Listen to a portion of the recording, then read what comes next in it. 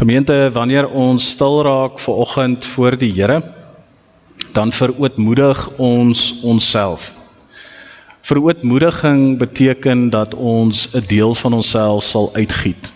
Dat ons onsself sal leegmaak van dit wat ons weerhou om in die teenwoordigheid en wat ons ook verhinder om te hoor wat die Here vir ons wil sê.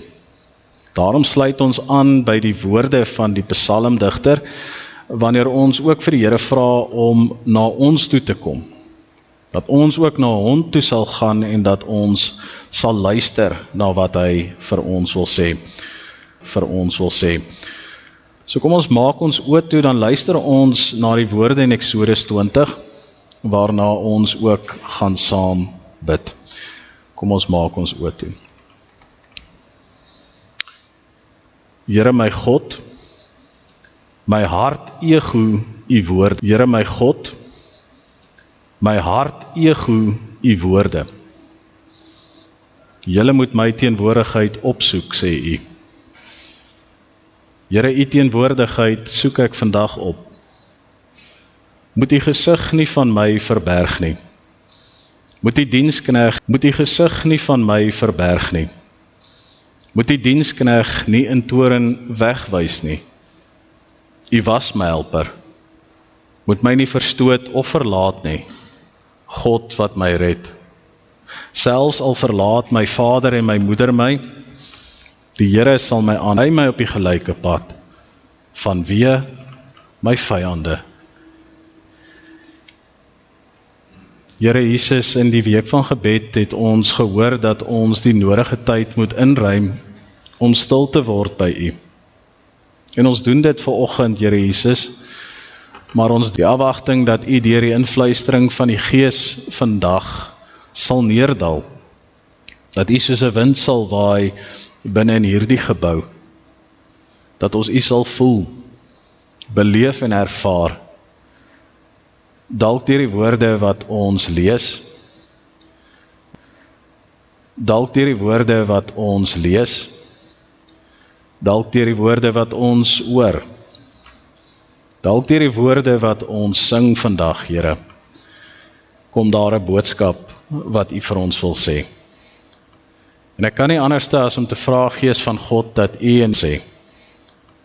En ek kan nie anders as om te vra, Gees van God, dat u in u heiligheid, in die grootheid, daardie woorde vir ons sal uitlig, soos 'n lig vandag in die donkerte nie. Dat ons dit met ons geestelike oë sal sien. Dat ons dit met ons geestelike hande sal aangaan. Dat ons harte sal oopmaak en dit daarin bære. En soos wat ons in hierdie week ingaan, Here Jesus, dat dit sal vrug dra. Dat ons daardie vrug met die wêreld sal deel. Dalk in die eerste plek met ons kinders. Daarna met ons gades en vriende.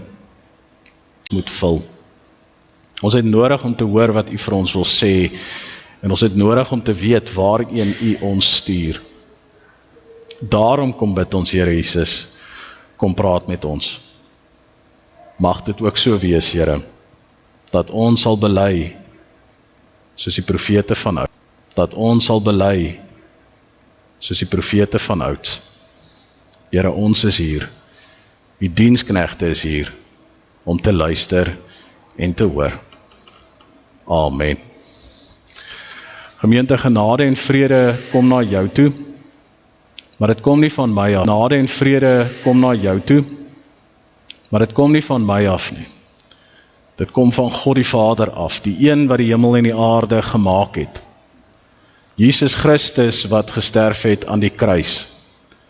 Die Gees van God wat uitgestort is en vandag in jou woon. Uitgestort is en vandag in jou woon. Ontvang daardie woorde. Ontvang die seën van die Here en weet dat dit op jou rus. Gemeente, ek glo en vertrou dat iedereen en elkeen van julle die week nie hierdie geleentheid kon aanneem vir een of ander rede nie, net 'n kort herinnering waarom die week van gebed ingeruim is soos wat dit is. Die week van gebed kom herinner ons vandag juis aan die begin van die jaar dat ons nodig het om na die Here toe te gaan. Dit weet ons. Maar wat ons baie keer vergeet is dat die Here vir ons vra, ons moet na hom toe kom in stilte. Dat ons in sy teenwoordigheid sal rus. Dat ons die nodige tyd sal neem om stil te word. Om te voel, te ervaar, te beleef dat die Here met ons is. Om te voel, te ervaar, te beleef dat die Here met ons is. Ons gebruik stilte sodat ons gedagtes kan orden. Daar is soveel goed wat ons gedagtes besig hou. As ek jou vandag sou vra om jou oë te sluit, en vir 'n oomblik saam met jou vandag sou vra om jou oë te sluit, en vir 'n oomblik saam met my stil te word, dalk daardie oomblik uit te brei na 5 minute toe, kan ek jou waarborg, jy gaan aan 'n paar goed dink. Dit is waarom God van ons vra om stil te word. Want net soos Elia die heilige berg opgekommernis en onsekerhede, daardie verlange in ons net tot bedaring sal bring. Dat ons net by die Here kan wees. Dit is die oop uitnodiging wat ons gemaak het hierdie week, en daarom het ons die week van gebed ook so ingeruim. Maar nou moet ons na die volgende stap, in aanhalingstekens, wat ons behoort te neem. En dit is dat ons ore moet spits, moet hoor wat die Here vir ons sê, en ek sê weer, wat die Here vir jou en vir my wil sê. Soos wat ons die gedeelte gaan en vir my wil sê. Soos wat ons die gedeelte gaan saamlees in Eksodus 3, kom kyk ons na wat gebeur wanneer ons van aangesig tot aangesig in die teenwoordigheid van God kom, wanneer ons hoor wat God vir ons wil sê. Moses het daardie ervaring gehad wat God vir ons wil sê. Moses het daardie ervaring gehad en hy dien as voorbeeld vir ons vandag. Ons lees saam vanaf vers 1. Na 40 jaar in die woestyn, na 40 jaar nadat Moses gevlug het van Farao, het Moses in die woestyn ingegaan. En daar het Moses die kleinvee van sy skoonpa Jethro, 'n priester van Midian, opgepas. Hy het die kleinvee diep in die woestyn ingejaag, totdat hy by Horeb, die berg van God, gekom het, om in 'n vlam binne in 'n doringbos. En terwyl hy kyk, sien hy dat die doringbos aanhou brand, maar nie uitbrand nie. En Moses sê vir homself, en ek hoop dit is ons gebed ook vandag, ek wil tog 'n bietjie nader gaan om hierdie wonderlike verskynsel te bekyk, in Hebreëus van nader af te bestudeer. Want waarom brand die doringbos dan nie uit nie?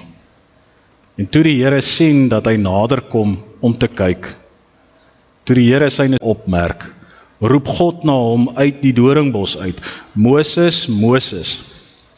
En hy antwoord, hier is ek. Die Here sê toe vir hom, moenie nog nader kom nie, trek uit jou skoene, want die plek waarop jy staan is gewyde grond. En verder van Abraham, die God van Isak en die God van Jakob. En toe maak Moses sy gesig toe, want hy was bang om na God te kyk. En daarna sê die Here, ek het die ellende van my volk in Egipte duidelik gesien, en hulle noodkrete oor die slawedrywers gehoor. Ek het hulle lyd afgekom. Kragtige woorde vandag dalk vir jou en vir my. Daarom het ek afgekom op jou vlak, op hulle vlak, om hulle uit die mag van die Egipte te bevry, en om hulle daarvandaan te laat trek na 'n goeie en uitgestrekte land, 'n land wat oorloop van melk en honing. Dit is die land van die Kanaaniete, die Hetiete, die Amoriete, die Feresiete, Jewiete en Jebusiete. Die noodkrete van die Israeliete het my bereik. En ek het ook aanskou hoe Egipte hulle verdruk. Moses, daarom stuur ek jou na Farao toe, sodat jy my volk, die Israeliete, uit Egipte kan bevry.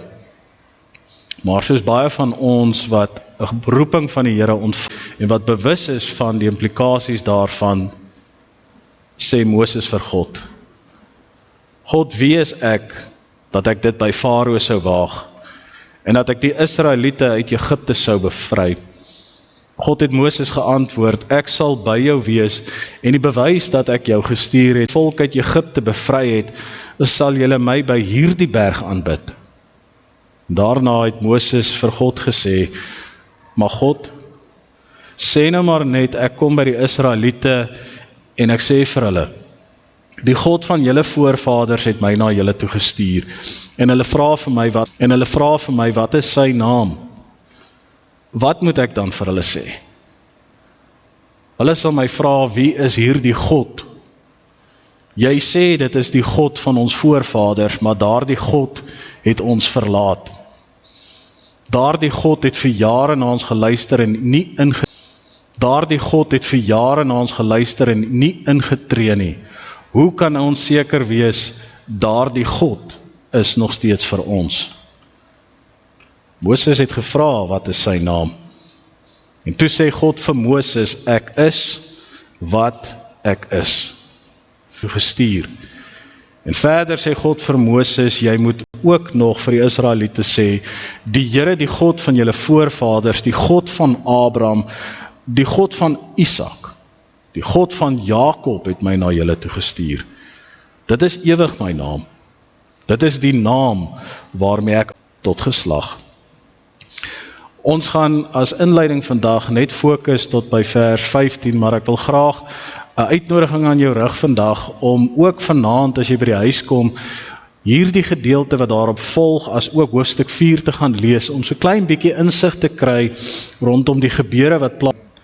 Meermale dink ons dat Moses hierdie opdrag van die Here ontvang het, dat hy gehoor het wat die Here gesê het, en sonder twyfel gesê het, God, ek sal gaan, waarheen U my stuur.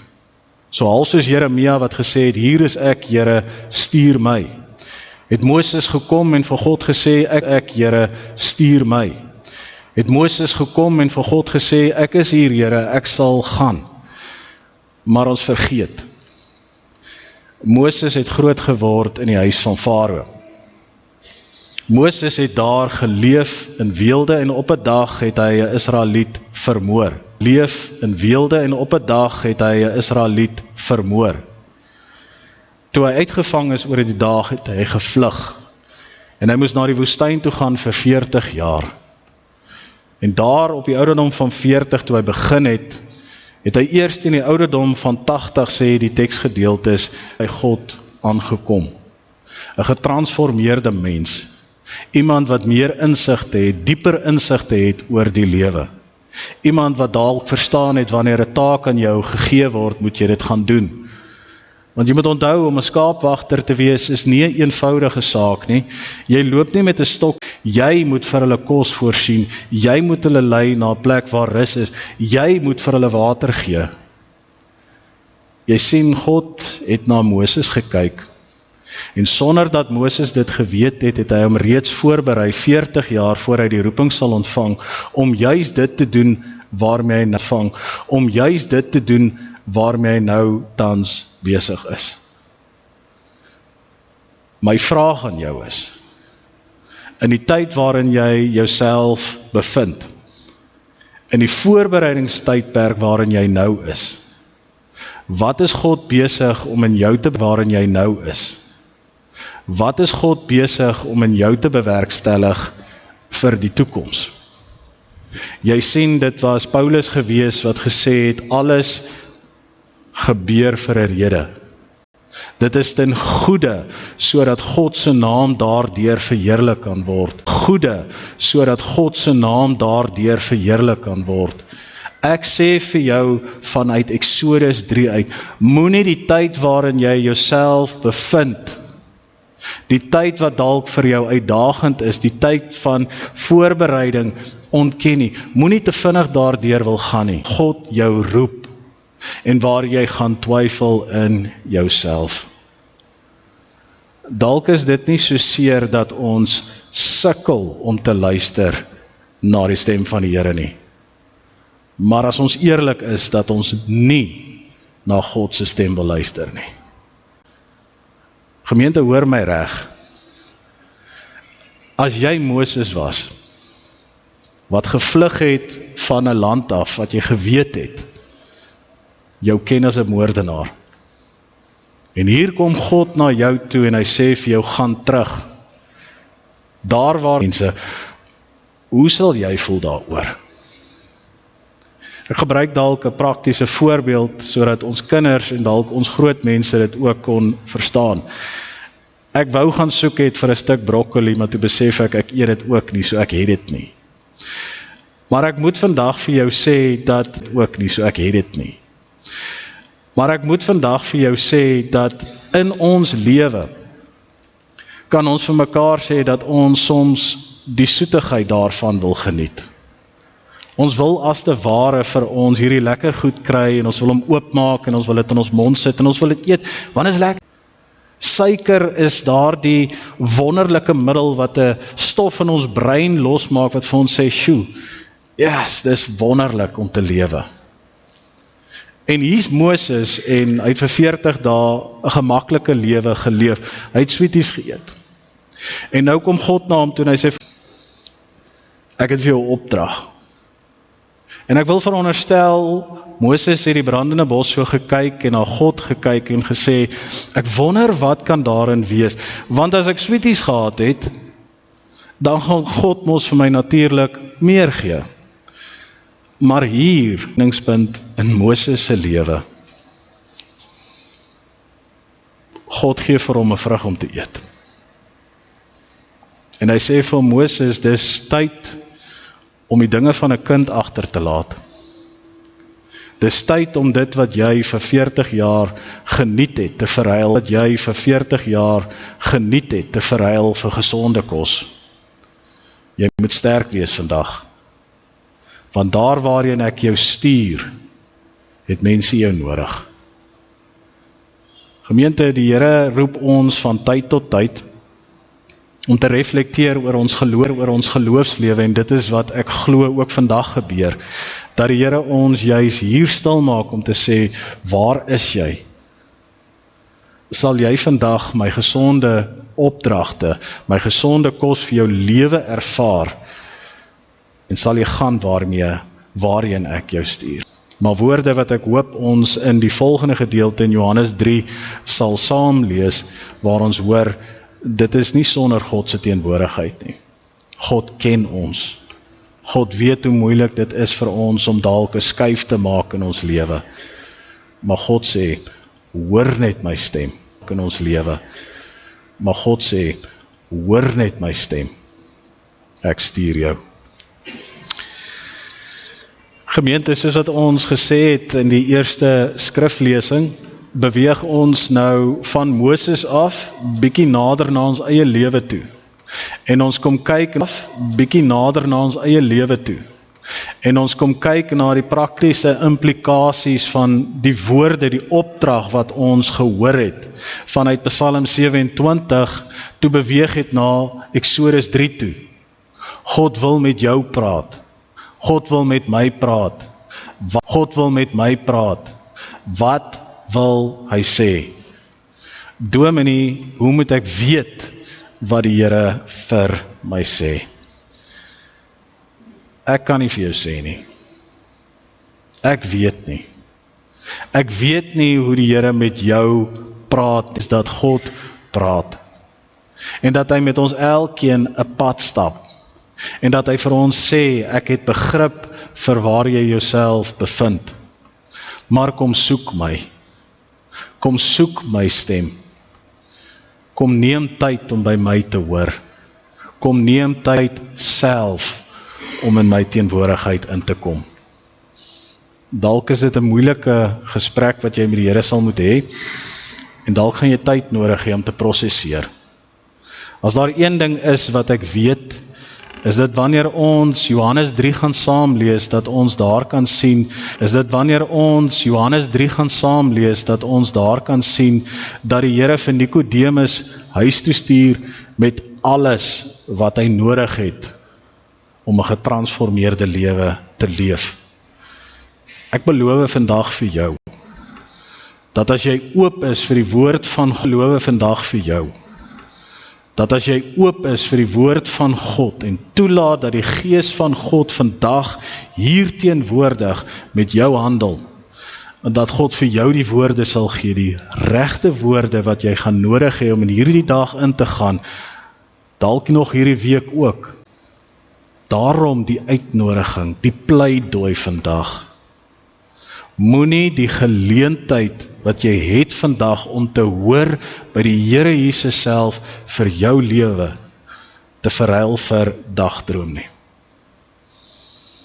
As jy nie vandag hoor nie. Ons lees saam in Johannes 3 die verhaal van Nikodemus, vers 1. Daar was 'n man met die naam Nikodemus. Hy het aan die party van die Fariseërs behoort en was 'n lid van die Joodse raad. En een nag het hy na Jesus toegekom en vir hom gesê, Rabbi, afgekom het, want niemand kan hierdie wondertekens doen wat u doen, as God nie by hom is nie. Nikodemus begin om na Jesus toe te kom om hom te verlei met woorde.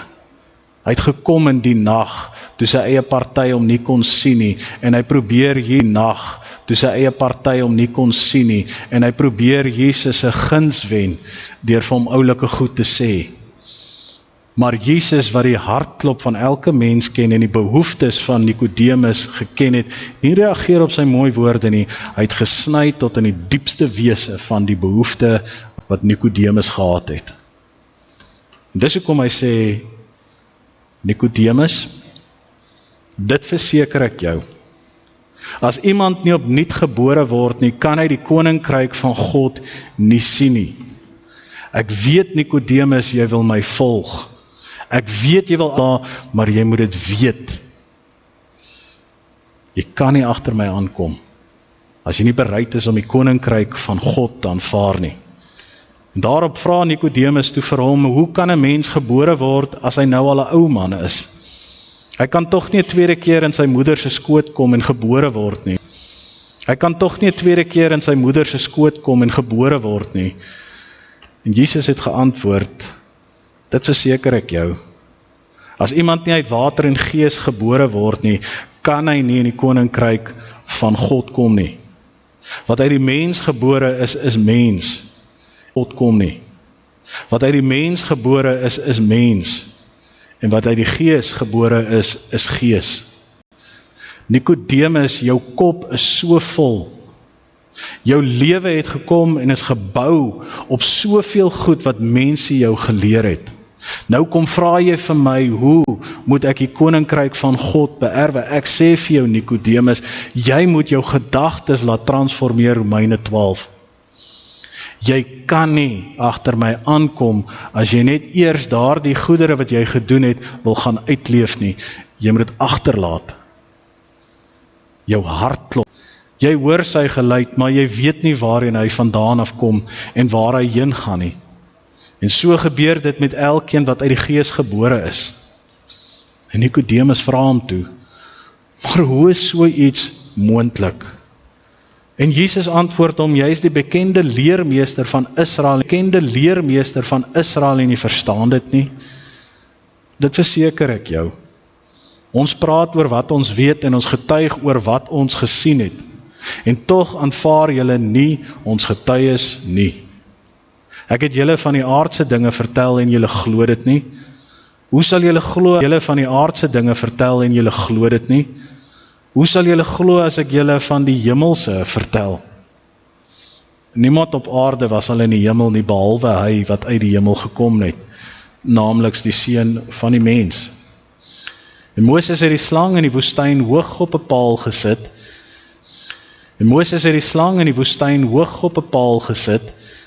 En so moet die seun van die mens verhoog word, sodat elkeen wat aan hom glo, die ewige lewe kan hê. Dit moet jy weet, Nikodemus, God het die wêreld so lief gehad, dat hy sy enigste seun gegee het, sodat deur hom gered kan word. Wie in hom glo, word nie veroordeel nie. Wie nie glo nie, is reeds veroordeel, omdat hy nie in die enigste seun van God glo nie. die een wat nie hoor nie, die een wat nie reageer op die stem van God.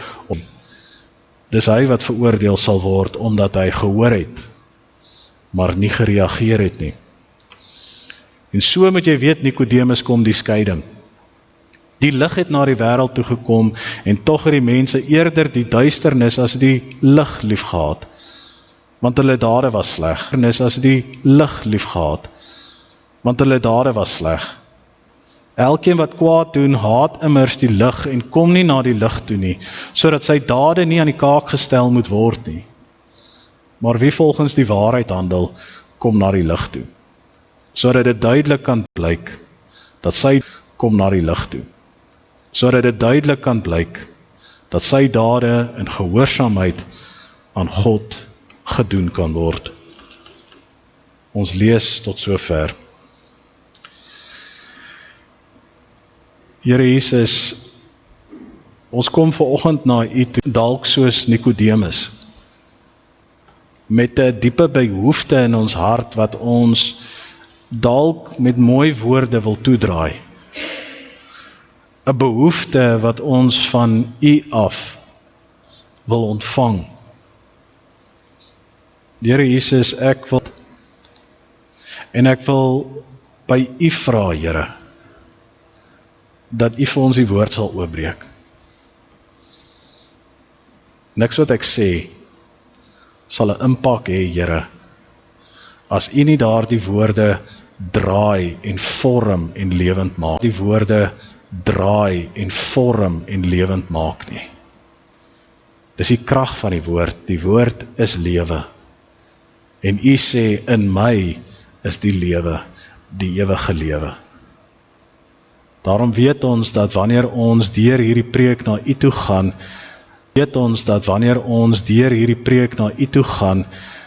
dat U na ons toe wil kom en dat U met ons wil praat. Vra weer, Here, help ons om te fokus net op U.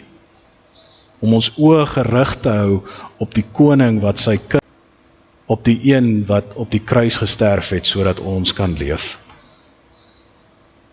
Dankie, Here, dat ons vandag die geleentheid het om te hoor. Help ons om te luister. Amen. Gemeente, probeer dit dat ons aan die ander kant van die lewe staan, dat iets moeiliks ons tref, waar ons vir die eerste keer verstaan waardeur mense gaan. Dalk het ons 'n status lewe geleef en op een oomblik is ons verneder en is ons tot die grond gebring en ons besef wat ander mense reeds al besef het, afhanklikheid van God. Dalk is ons gebonde aan ons lewe en op 'n manier kom ons en ons ontdek die waarde van die lewe Christus Jesus. En ons verstaan met eens wat predikers Christus Jesus. En ons verstaan met eens wat predikers van oud probeer sê het. Ons lewe, gemeente, is nie een wat ons sommer duidelik uit kan oorkry nie. Dis nie iets wat eenmalig gebeur nie, maar dis 'n proses. Dis nie iets wat eenmalig gebeur nie, maar dis 'n proses van wording. 'n Proses waarin ons onsself vind binne in die Here Jesus Christus en meer transformeer. Die Latynse omskrywing daarvoor is die Ordo Solitis wat sê die weg na heiligheid. Dit is een wat gepaard gaan met ons elkeen se lewe en hoe wonderlik is dit nie om te weet verskil van ander mense nie. Nie een van ons se paadjies is anders nie. Is dieselfde nie. Maar ons weet dat saam met die Here Jesus Christus gaan hy ons elkeen ook gebruik. 'n Goeie herinnering daaraan dat die Here soms saggies werk, dat hy soms 'n gedagte by jou los en dat hy soms in jou werk vir 'n lang tyd en dat hy daardeur ook jou in die toekoms gaan gebruik. Ons is wel bekend met die verhaal van Moses. Deuteronomium is vol van dit wat Moses gedoen het. Ons weet dit. Maar wie van julle ken die verhaal van Nikodemus? Hoeveel van ons weet dalk hoe Nikodemus se geloofspad gelyk het? As jy saam met my sou verder lees in Johannes, sou jy gesien het dat Johannes die verhaal van Nikodemus in Johannes, sou jy gesien het dat Johannes die verhaal van Nikodemus gebruik so in die ondertoon om vir die kerk te sê, ons vind onsself soms in die voete van Nikodemus. Ons worstel. Daar is soveel goed wat ons in ons gedagtes hou, soveel goed wat ons glo, soveel gebonde hou, soveel geraas wat vanuit die verlede saam met ons kom, dat dit soms onmoontlik voel om 'n lewe te kry wat die Here vir ons beloof het. Waar begin 'n getransformeerde lewe, vra Johannes? Kom ons kyk na die verhaal van Nikodemus. Nikodemus kom soek. In Johannes 3 het ons gelees dat Nikodemus wel in die donkerte, in die nag waar die mense hom nie kon sien nie, het hy na Jesus toe gekom, maar het word uitgebeeld dat Nikodemus vir Jesus kom soek het. En dat Nikodemus vir Jesus kom soek het. En in 'n gesprek met Jesus kom lees ons dat Jesus Christus dadelik met Nikodemus in gesprek getree het. En hy het hom daarvandaan af heen gestuur met soveel om aan te dink. Nuwe woorde met soveel om aan te dink. Nuwe woorde, nuwe insigte. Ons weet nie hoe lank het dit vir Nikodemus gevat om hierdie woorde te prosesseer van ek moet my ou lewe agterlaat en ek moet 'n nuwe lewe in Christus hê nie. Maar wat ons weet is dat gevoel teenoor Jesus Christus in die geheim verander na een van 'n gevoel in die teenwoordigheid van sy mense, na een wat getuig het van sy teenwoordigheid in die wêreld. Johannes 7 leer vir ons dat Nikodemus, nadat hy aan Jesus se woorde gedink het, begin het om Jesus te verdedig om in die openbaar te loop volgens die weë van Jesus nie. Gemeente, soms praat die Here met ons. Dalk is dit in die vorm van 'n kind, dalk is dit in die vorm van 'n gesprek met 'n geliefde, dalk deur die natuur, en ons sien iets raak, en dit raak ons natuur, en ons sien iets raak, en dit raak ons, maar ons verstaan nie presies wat daar aangaan nie, maar dit bly by ons. Net om 'n paar dae, paar maande, paar jaar later, weer dieselfde beeld te kan sien, en te kan snap, dis wat die Here vir my daardeur wou sê. Dis wat die Here vir my daardeur wou sê. Dis wat hier gebeur het in Nikodemus se lewe. Jesus kom na Nikodemus toe en hy sê, Nikodemus, jy gaan worstel. Jy gaan sukkel met die woorde wat ek vir jou nou gaan gee, maar weet net daar gaan 'n dag en tyd kom waar dit vir jou sal oopbreek. Weet jy wanneer gaan dit vir jou sal oopbreek? Weet jy wanneer gaan dit gebeur, Nikodemus? Wanneer jy die Seun van God sien hang aan die kruis. Dan sal jy besef alles wat ek gesê het is waar. Dan sal jy vanuit jou amp uittreë uit die Sanhedrin en jy sal in jou amp intree. Die verhaal van Nikodemus eindig vir ons in Johannes hier aan die einde toe hy Jesus se liggaam begrawe het, toe hy openlik getuig het daarvan dat hy geglo het in Jesus Christus as koning. En ek het so 'n bietjie gaan lees oor wat met Nikodemus gebeur het na dit. Weet jy hoe besonder is dit dat die historikus te skryf dat Nikodemus 'n verdere 80 jaar geleef het om die evangelie van Christus te gaan verkondig. Dat hy die res van sy lewe geleef het om vir mense te gaan wys dat Jesus Christus die ewige koning is. Nikodemus moes soos baie van ons geworstel het met dit wat die Here vir ons sê. Wat sê die Here vir jou? As jou kind vandag na jou toe kom en sê, mamma, hoekom het Jesus jou gestuur? As jou gade in jou oë kyk en vir jou sê, gade, wat maak ons hier?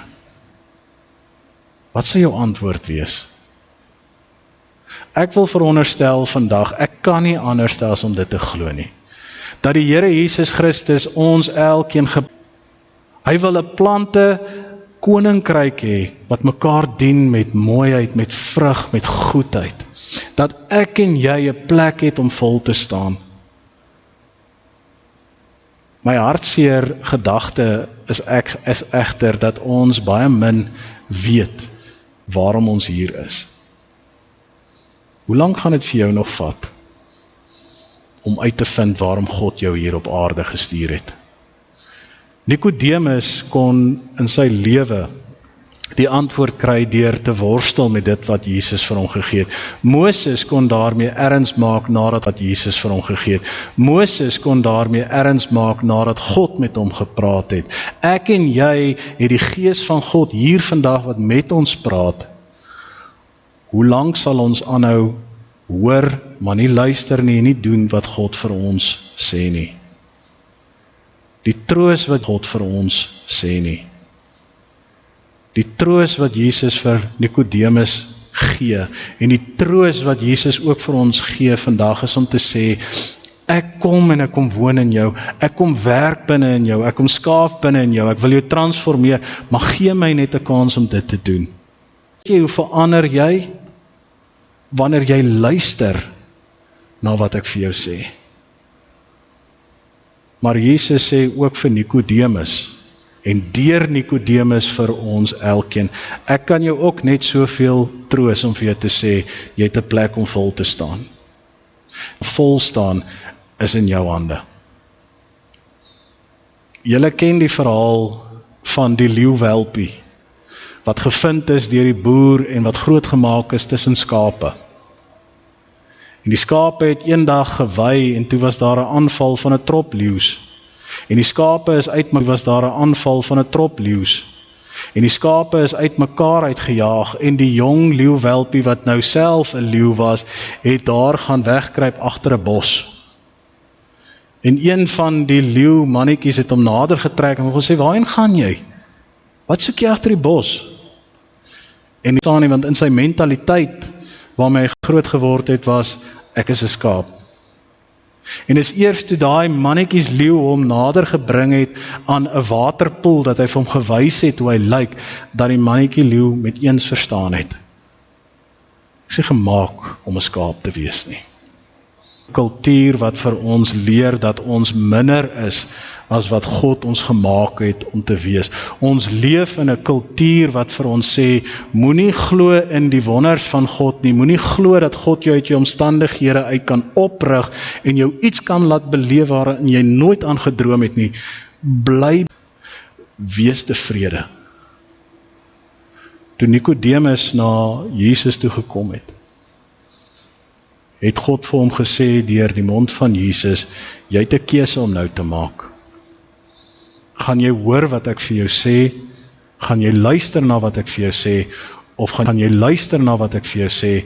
Of gaan jy kies om dit van die hand af te wys? Ek hou nogal van die beeld van die oorstukkie. Ek hou nogal daarvan om te dink, ons sê vir mekaar gereeld, ons het 'n bril nodig waardeur ons moet kyk. Die week van gebed het juist daaroor gegaan om vir mekaar te sê waardeur ons moet kyk. Die week van gebed het juist daaroor gegaan om vir mekaar te sê, ons het nuwe lense nodig waardeur ons die werklikheid kan sien. Want ons sien net gedeeltelik soos Paulus gesê het, maar eendag wanneer ons by God kom, sal ons die volheid van die lewe sien.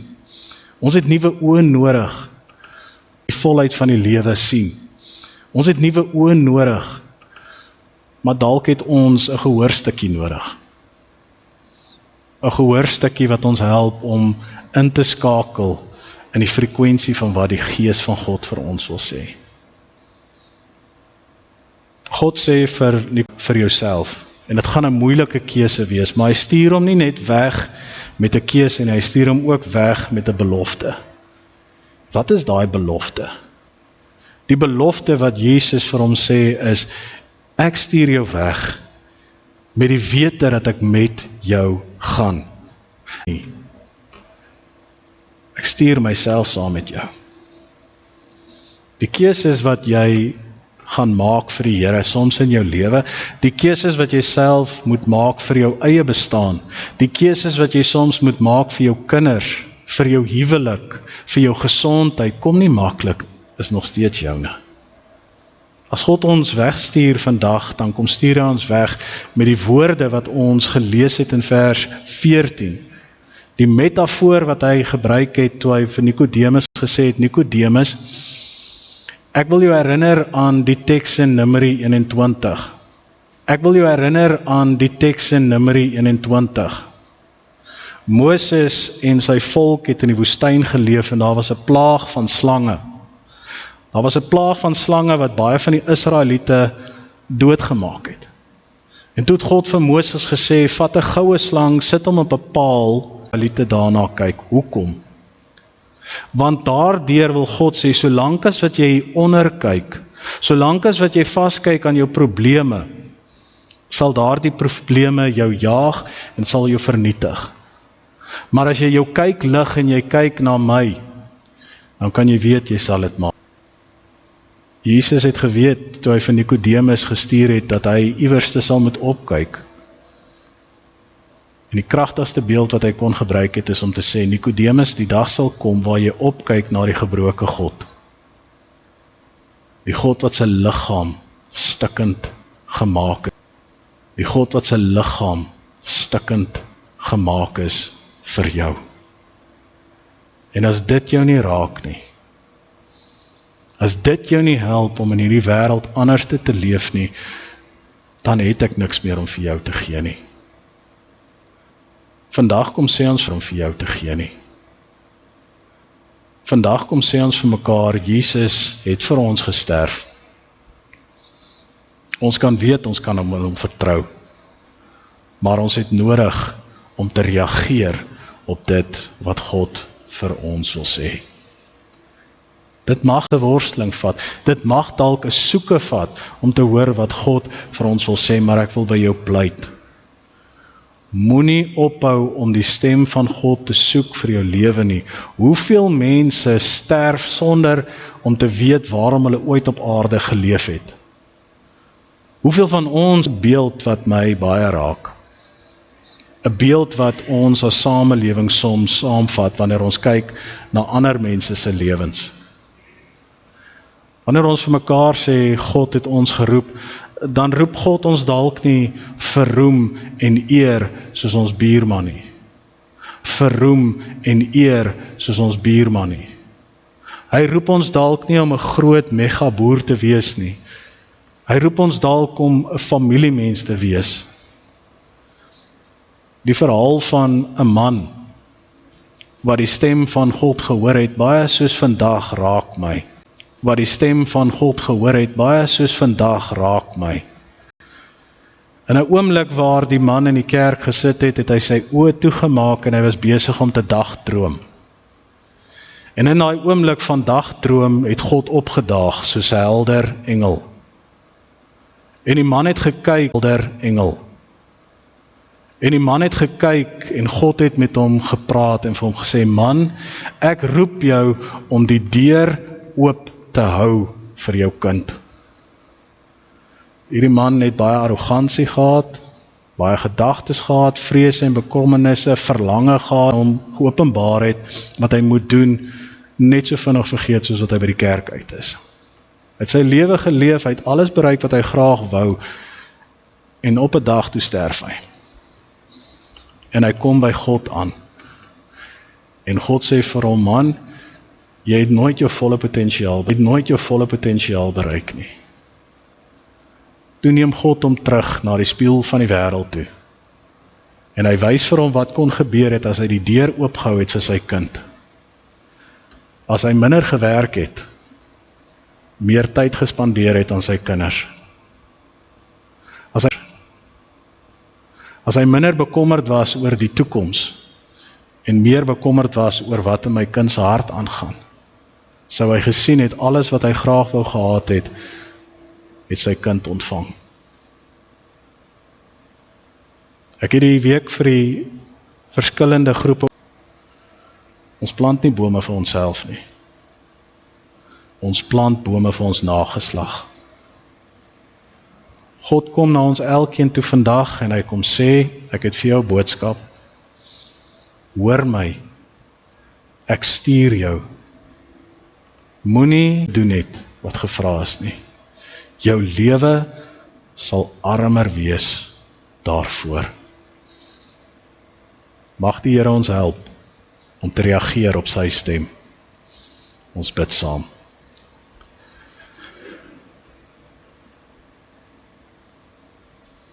Daar sal 'n dag en tyd kom waar ons elkeen ons oë toemaak.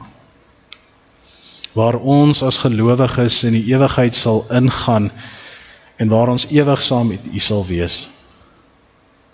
En daardie dae sal ons U sien, ons sal U hoor. Daar sal ons U sien, ons sal U hoor. En ons sal in die teenwoordigheid leef vir altyd. Vader, ons weet dat op die aarde waarin ons onsself ook plant, is daar 'n hele klomp uitdagings wat ons fokus van U af wil neem. Maar daar is soveel goeters rondom ons gebeur wat ons gedagtes vul, ons ore doof maak. U het beloof, Here, U is nie alleen nie, Matteus 28. En ek wil bid, Here Jesus, dat U in hierdie dag en tyd vir ons sal deurbreek, dat ons U sal sien soos wat ons U sal sien in die hemele, dat ons U sal hoor, U stem sal hoor soos wat U met ons sal praat, en dat ons U teenwoordigheid sal in ons daaglikse bestaan, soos wat ons dit sal hê wanneer ons by U is. Was dit nie U gewees wat gesê die koninkryk van God het naby aan die mens gekom nie? Was dit nie U wat gesê het, U sal met ons gaan, waar ook al ons, U sal met ons gaan, waar ook al ons onsself heen wend nie. Ja, Here, die belofte van U ewige bystand is daar. Mag ons dit glo, mag ons op dit reageer, en mag ons onsself plan daarin. Praat met ons elkeen, Here, in. Praat met ons elkeen, Here. Ons wil graag luister. Amen. Ontvang nou die seën van die Here. Die genade van God die Vader, die liefde van sy Seun Jesus Christus en die bystand van die Gees gaan met jou heen. Mag God in die aande met jou kom praat. Mag God in die oggende met jou kom praat. En mag jy deel op dit wat God vir jou sê. Amen.